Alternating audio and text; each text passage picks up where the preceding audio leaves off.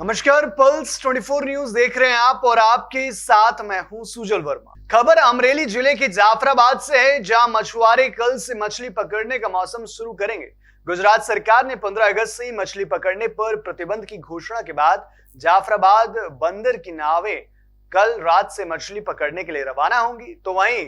कोली समाज fisherman boat association के हमीर भाई सोलंकी ने मीडिया से बात भी की। साथ ही गुजरात सरकार के मछुआरे मंत्री पुरुषोत्तम सोलंकी, विधायक हीरा सोलंकी और राघव पटेल मनसुख केंद्रीय मंत्री को बोट संगठन प्रमुख हमीरा ने धन्यवाद किया।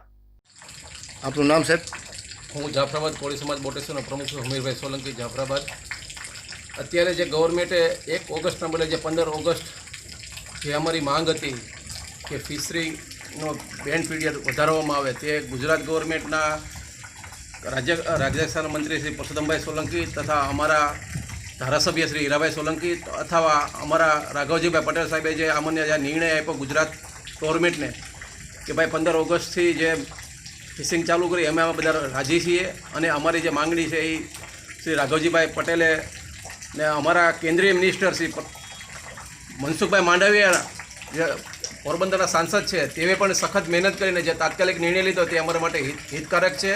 અને અમારી સિઝન 71 દિવસનું જે બેન્ડ પીરિયડ કરાવ્યું તે વતી અમે ગુજરાત સરકાર અને કેન્દ્ર સરકારનો બી આભારી છીએ અને અમારા ધારાસભ્ય શ્રી હીરાભાઈ સોલંકી સતત 15 દિવસથી આની પાછળ મહેનત કરતા, એટલે અમે હીરાભાઈ સોલંકીનો બી આભાર માનીએ છીએ અને અમે હવે 71 દિવસનું અમારું વેકેશન પૂરું થયું, હવે 15 ઓગસ્ટથી અમે જે ફિશિંગ કરવાનો અમારો